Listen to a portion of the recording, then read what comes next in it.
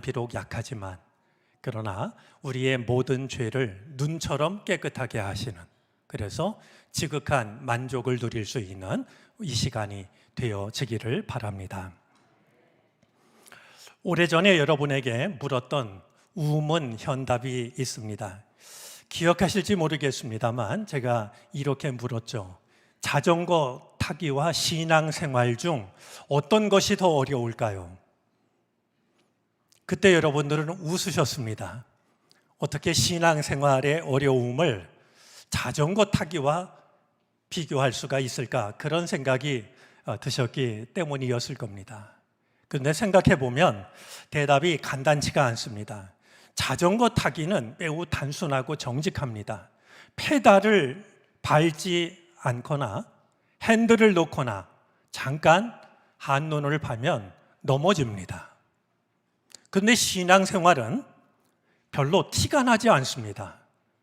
기도를 드리지 않아도 별로 티가 나지 않고 말씀대로 살아가지 않아도 별로 티가 나지 않습니다. 예배를 드려도 그냥 습관적으로 드려도 별로 겉으로 드러나는 것이 없습니다. 자전거 타기는 페달을 잠깐만 멈춰도 티가 나는데 신앙생활은 별로 티가 나지 않으니 어찌 신앙생활이 자전거 타기보다 어렵다라고 말할 수 있을까? 그런 생각을 하게 합니다.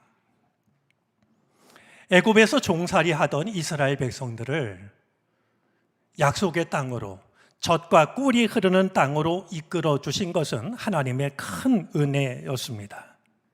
하지만 이스라엘 백성들은 하나님의 은혜를 온전히 받아들이지를 못합니다. 어렵게 약속의 땅 초입인 가데스 바네아까지 가기는 했는데 정탐꾼을 가나안 땅에 보냅니다. 다녀온 뒤에 그들의 보고는 그들의 마음을 몹시 불편하고 불안하게 만들었습니다. 밤새도록 울부짖으면서 원망을 하게 됩니다. 이 모습을 보신 하나님께서 이스라엘 백성들을 향하여서 이렇게 말씀하십니다. 민수기 14장 28절 29절 말씀인데요, 우리 한번 말씀을 확인해 보겠습니다. 나 주의 말이다. 내가 나의 삶을 두고 맹세한다. 하나님께서 하나님을 두고 맹세하시기를 너희가 나의 귀에 들리도록 말한 그대로 내가 반드시 너희에게 하겠다. 너희 가운데 20살이 넘은 사람으로 인구조사를 받은 모든 사람들, 곧 나를 원망한 사람들은 이 광야에서 시체가 되어 뒹굴게 될 것이다. 결국 그들은요, 가나안 땅 초입에서 걸음을 돌리게 되었고 40년간 광야길을 헤매게 됩니다. 말씀하신 그대로 이 40년이라고 하는 시간은 하나님을 원망했던 사람들이 광야에 뼈를 묻는 시간이었습니다. 약속의 땅은 불신앙을 가지고는 들어갈 수 없다라고 하는 것, 불신앙의 뼈를 모두 묻어야만 들어갈 수 있는 곳이라고 하는 것을 생각하게 합니다. 광야길을 지나가는 이스라엘 백성들을 보면 한 가지 눈에 띄는 대목이 있습니다. 그들은 감사보다도 원망과 불평에 더 익숙해져 있었습니다.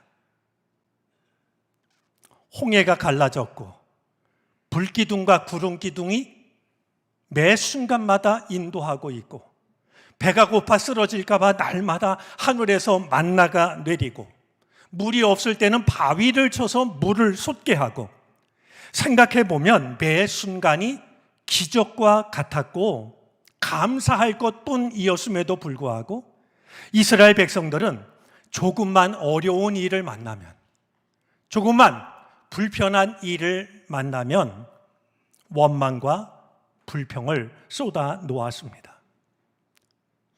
광야를 지나가는 방법은 두 가지입니다. 원망하며 지나갈 수도 있고 감사하며 지나갈 수도 있습니다. 우리의 인생은 광야길과 크게 다를 것이 없습니다. 때때로 생각하지 못했던 어려운 일을 만나기도 하고 때때로 우리에게 필요한 것이 보이지 않는 부족함을 경험하기도 합니다. 광야길을 지나갔던 이스라엘 백성들처럼 어떤 이는 광야와 같은 인생길을 원망하며 지나가는 이들이 있고, 그럼에도 불구하고 감사하며 지나가는 사람들이 있습니다. 어떤 이들은 떼약볕 아래 모래길을 걸어갔고, 어떤 이들은 광야길을 고속버스를 타고 에어컨이 빵빵 나오는 편하게 지나가서 그들이 감사했고 이들이 불평했던 것이 아니라, 똑같은 광야길을 지나가는데도 어떤 이들은 모든 일에 감사하고 어떤 이들은 원망과 불평에 길들여져 있는 것이죠. 제가 가족 단톡방에서 봄을 가지고 온 아이라는 이런 글을 읽었습니다. 아이들 옷을 파는 가게에 허름한 옷을 입은 아주머니가 이제 어린 딸 아이의 손을 붙잡고 들어옵니다. 그리고 가게 주인에게 예쁜 티셔츠 하나를 좀 달라라고 이야기를 하죠. 그래서 가게 주인이 아이한테 내가 마음에 드는 걸 골라보렴. 이 아이가 옷을 고르기 시작했고, 마침내 이 엄마와 아이는 10,000원짜리 티셔츠를 사가지고 가게를 나갔습니다. 그런데 얼마 뒤에 이 아이가 엄마가 사준 옷을 가지고 가게를 찾아옵니다. 그래서 가게 주인에게 말하기를, 정말 죄송하지만 이 옷을 받고 10,000원을 돌려줄 수 있냐고 이야기를 해요. 가게 주인이 뭔가 미심쩍어 가지고 그러면 엄마한테 혼나지 않겠냐고 이렇게 말하자 이 어린 아이가 이렇게 말합니다. 우리 엄마는 시장에서 야채 좌판을 하시는데, 거리 시장 어귀에서 야채를 놓고 파시는데 하루 종일 팔아도 10,000원을 벌지 못할 때가 있어요. 근데 제가 이 옷을 입는 것은 엄마한테 너무 미안해서 그래요. 얘기를 들은 가게 주인 마음이 시큰했습니다. 그래서 이 아이에게 그러면서 10,000원을 내주면서 이 돈을 엄마 갖다 드려라. 그렇게 돌려보내지 않았습니다. 이 가게 주인은요, 아이가 입으면 예쁠 청바지 하나를 챙겼고 아이가 가져온 티셔츠를 함께 넣어줍니다. 그리고 이것은 내 마음이 너무나 예뻐서 내가 주는 선물이니까 그냥 가져가라고. 아이가 인사를 하고 돌아섰습니다. 다음 날 어제 아이를 데리고 왔던 아기 엄마가 가게를 찾아옵니다. 이 엄마의 손에는 이런저런 봄나물들이 가득 담겨 있었습니다. 엄마는 미안하고 고맙다고 하면서 우리 아이가 무엇인가를 사줄 때마다 그런다고 거듭해서 미안하다라고 인사를 합니다. 그래서 가게 주인은 아니라고 하면서 마치 그 엄마의 미안함을 지우려는 듯이 착한 딸을 두셔서 정말 좋겠다고, 그리고 진심으로 부럽다고 인사말을 건넸다라는 이야기입니다. 사실 생각을 해보면 이 가족은 광야길을 지나가고 있는 것인지도 모릅니다. 그러나 그들에게서는 원망과 불평 대신에 서로를 사랑하고 진심으로 감사하는 마음이 느껴집니다. 오늘 읽은 본문 속에도 이스라엘 백성들의 원망이 등장합니다. 이스라엘 백성들은 생각했던 것보다 조금 더 먼 길을 걸어가게 되었습니다. 바로 앞장인 20장에 보면은요, 가데스에서 길을 떠나게 된 이스라엘 백성들이 다음으로 에돔 땅을 지나가게 되는데 모세가 사절단을 보냈습니다. 에돔 왕을 만나서 우리로 하여금 이 땅을 지나가게 해달라고, 우리가 포도밭에도 들어가지 않고 어떤 곡식에도 손을 대지 않겠다고, 만약에 우리가 물을 마시면 물값도 내겠으니 그냥 지나만 가게 해달라고 부탁을 합니다. 하지만 에돔 왕은 허락을 하지 않았습니다. 오히려 많은 군대를 동원해 가지고요, 들어오기만 해봐라, 오히려 이스라엘 백성들의 앞길을 군대가 가로막았습니다. 이런 일로 인해서 이스라엘 백성들은 에돔으로 곧바로 가지 못하고 길을 돌아가야 했던 겁니다. 오늘 말씀을 보니까 이런 일을 당했을 때 백성들의 마음이 조급해집니다. 이러다가 우리가 가나안까지 갈 수 있을까? 이런 일이 자꾸 생기면 우리가 이 광야 길을 헤매다가 끝장나고 마는 것 아닐까? 그렇게 마음이 조급해졌겠죠. 조급하다라는 말은 히브리어로 짧아지다, 단축되다라는 그런 뜻입니다. 어려운 일을 만나자 마음도 짧아지고요, 인내심도 짧아지고요, 하나님을 향한 믿음도 줄어들었던 겁니다. 자, 그러다 보니까 결국 여기저기서 원망이 터져 나오기 시작했습니다. 오늘 5절 말씀 속에는 이스라엘 백성들의 원망이 담겨져 있는데요, 어떤 원망을 했을지, 이런 경우라면 우리는 어떻게 할지 그런 마음으로 한번 저 말씀을 한번 읽어주시면 좋겠습니다.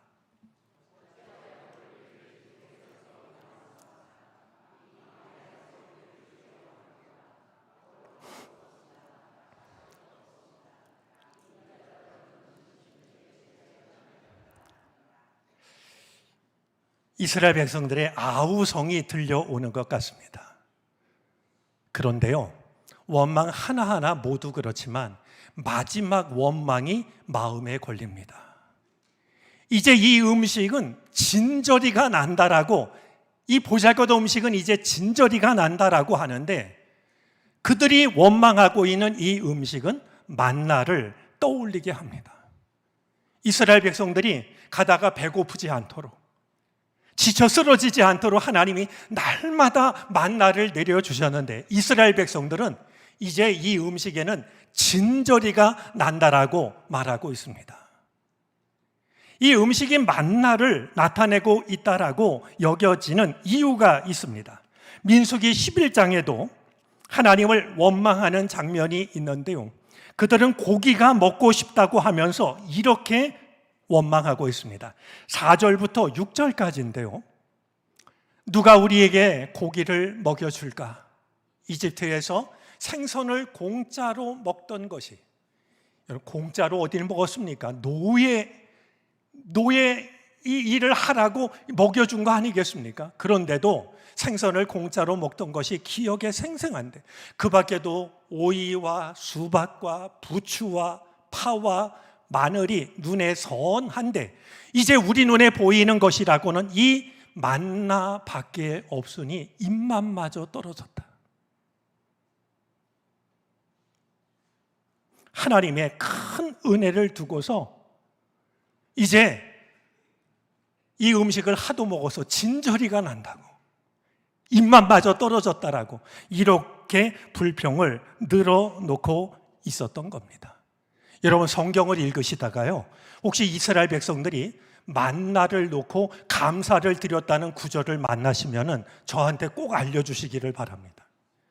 저는 성경을 읽으면서 그런 구절을 한 번도 본 적이 없습니다.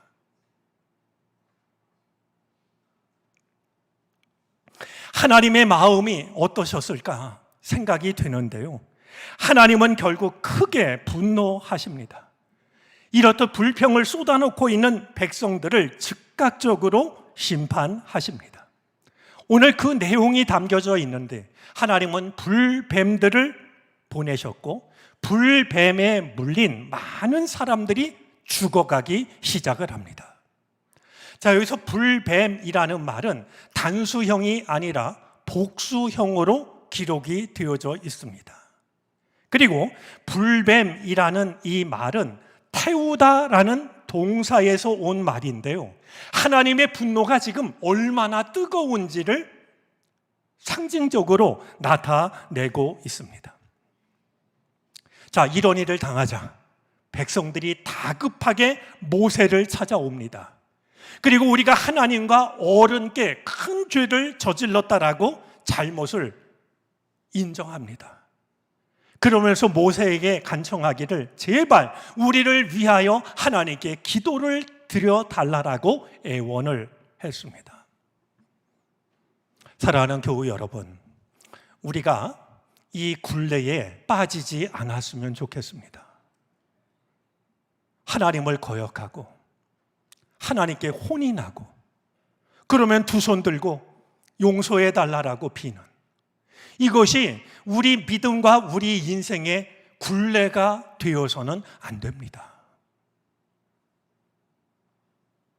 모세의 기도를 들으신 하나님께서는 백성들이 살 길을 열어주십니다.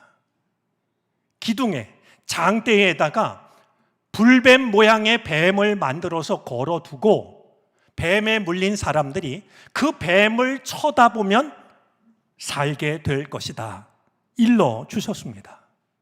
모세는 구리로 뱀을 만들어서 기둥에 달았고 불뱀에 물린 사람들이 누구라도 그 불뱀을 바라보면 죽어가던 중에도 다시 살아나게 되었다라고 하는 것이 오늘 본문의 내용입니다.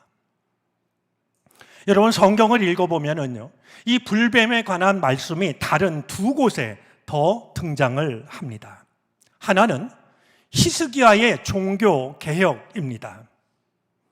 아하스의 아들 히스기야가 25살 나이에 왕의 자리에 오릅니다.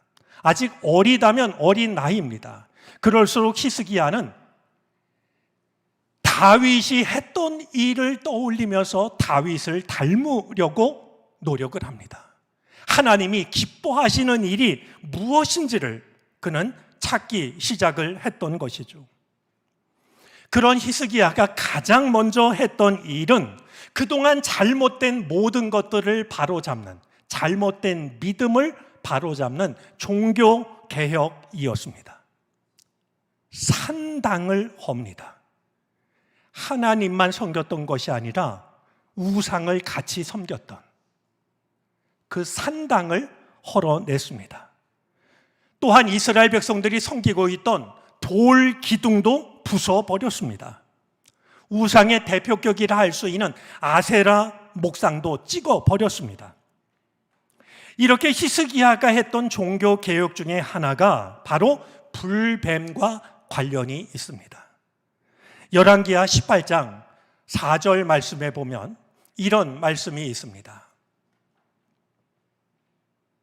그는 산당을 헐어버렸고 돌 기둥들을 부수었으며 아세라 목상을 찍어버렸다. 그는 또한 모세가 만든 구리뱀도 산산조각으로 깨트려 버렸다. 이스라엘 자손이 그때까지도 느흐수단이라고 부르는 그 구리뱀에게 분양하고 있었기 때문이다. 모세가 만든 이 구리뱀을요, 어디 다른 데로 치워낸 것이 아니라 산산조각으로 으깨어버립니다. 왜냐하면 이스라엘 백성들이요, 그 불뱀을 그때까지도, 그러니까 700년 동안이나 이 불뱀을 경배하며 섬기고 있었던 거예요. 모세 당시에 이 불뱀을 쳐다본 사람은 죽어가던 사람도 살아났으니 이런저런 삶의 문제가 있는 사람들마다 이 불뱀 앞에 나와가지고요, 나를 살려달라고, 나를 도와달라고 빌고 또 빌었던 것이죠. 자, 불뱀과 관련된 또 하나의 말씀은 요한복음 3장에 나오는 예수님의 말씀입니다.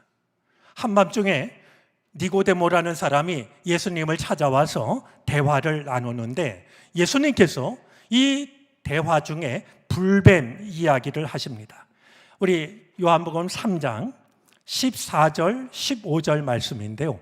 한번 읽어주시겠습니까?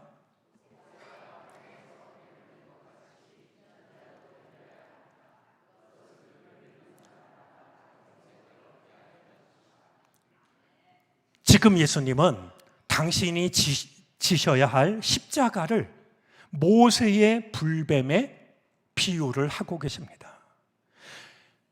하나님을 거역해서 불뱀에 물려 죽어가던 사람들이 불뱀을 쳐다보면 살아났듯이 나를 바라보는 사람들은, 나를 믿는 사람들은 죽지 않고 영생을 얻게 될 것이다 라고 말씀하신 것입니다.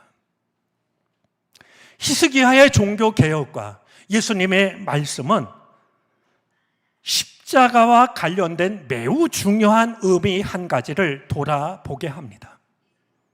무엇보다도 우리는 십자가를 또 하나의 누후 수단으로 만들어서는 안 됩니다. 이스라엘 백성들을 살렸던 것은 모세가 만든 구리뱀이 아니었습니다. 구리뱀을 쳐다보면 살 것이라고 하는 하나님의 말씀에 순종할 때 그들이 살아났던 겁니다. 구리뱀의 능력이 있어서 구리뱀이 죽어가는 사람을 살렸던 것이 아니라 하나님의 말씀에 순종하는 자들을 하나님이 살리셨던 것이죠. 그런 점에서 그들은 구리뱀을 쳐다보았던 것이 아니라 하나님을 거역했던, 하나님께 등을 돌렸던 그들이 하나님을 다시 바라보았던 것이었습니다. 십자가도 마찬가지입니다. 여러분, 우리가 십자가 목걸이를 하고 다니면 우리 목에 걸린 그 십자가가 우리를 도와주거나 살리는 것이 아닙니다.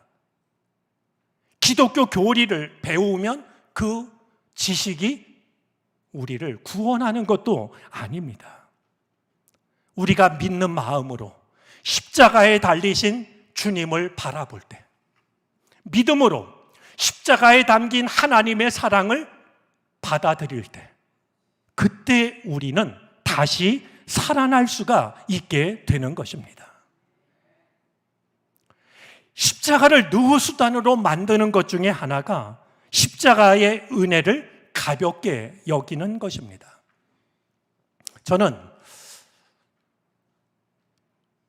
모세가 구리로 만든 이 놋뱀을 장대에 달았을 때 과연 불뱀에 물렸던 모든 사람들이 다 구리뱀을 쳐다보았을까 궁금해집니다. 여러분, 불뱀들에게 물렸던 모든 사람들이 다 모세가 장대에 매단 구리뱀을 쳐다보았을까요? 성경은 따로 말하고 있지 않지만 저는 그게 어떻게 나를 살리겠어? 아니, 내가 지금 불뱀에 물렸고 독이 퍼져서 죽어가고 있는데 이런 상황에 불뱀을 쳐다본다고 살겠어? 불신하다가 죽어간 사람들도 적지 않았을 거라고 여겨집니다. 그보다 더 궁금해지는 것이 있습니다. 혹시 그들 중에 건성으로 하나님을 시험하는 마음으로 흘낏 구리뱀을 쳐다본 사람은 어떻게 됐을까? 하나님을 떠보려고, 하나님의 능력을 시험하려고 가벼운 마음으로 구리뱀을 쳐다본 사람들도 살았을까? 궁금해집니다. 오늘 우리들이 건성으로 가볍게 시험하듯이 십자가를 바라보는 일이 없었으면 좋겠습니다. 우리들의 신앙이 자전거 타기보다 쉬운 신앙이 아니기를 바랍니다. 우리는 전심으로 십자가를 바라보아야 됩니다. 마음을 다해 십자가에 달리신 예수 그리스도를 바라보아야 합니다. 십자가를 선택하셨던 하나님의 사랑을 바라볼 때 그 십자가가 우리를 살리는 것입니다. 히스기야의 고백대로 하자면 그는 죽을 병에 걸렸다가 하나님의 은혜로 살아나게 되는데요. 이 히스기야가 그때의 심정을 이사야 38장 14절에서 이렇게 말하고 있습니다. 우리 한번 마음에 새길 겸 마음에 지워지지 않도록 글씨를 쓸 겸 한번 읽어보도록 하겠습니다.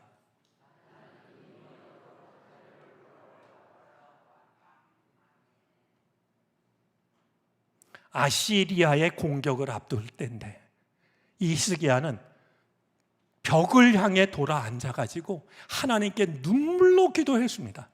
그때 자기의 심정을 나는 눈이 멀도록 하늘을 우러러 보았다. 가볍게 한번 쳐다본 거 아닙니다. 혹시 나를 구해 주실까? 하나님을 시험하듯이 바라본 것도 아니었습니다. 나는 눈이 멀도록 하늘을 우러러 보았다. 그때 하나님께서 그를 다시 살려주셨던 겁니다. 시편 119편을 기록한 시인은 145절에서 이렇게 기도하고 있습니다.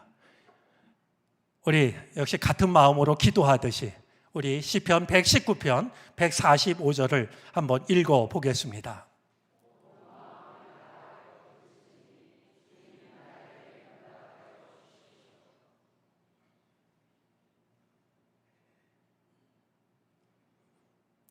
온 마음을 다하여 부르짖으니 나에게 응답해 달라라고 기도하고 있습니다. 십자가를 바라보는 우리들의 마음이 그러해야 되지 않을까요? 십자가를 바라볼 때 전심으로 바라보는 믿음의 소유자가 되어지시기를 바랍니다. 그때 우리는 주님으로부터 다시 살아나는, 다시 살게 되는 은혜를 누릴 수가 있게 될 것입니다. 십자가를 바라보되 전심으로 바라보는 우리들의 믿음이 되어지기를 바랍니다.